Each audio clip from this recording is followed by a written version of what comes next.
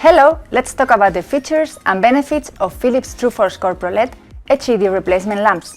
This range can replace HID lamps. Their ban is being progressively done and will be finishing on 2027. Let's see an example of a high-pressure mercury lamp, banned in 2020. A novel HID lamp of 80 watts, operating on an electromagnetic ballast, adding 9.3 watts to overall consumption, is replaced by a TrueForce CorePro LED HPL of 26 watts direct to mains, achieving 70% energy savings. It's time to switch to LED.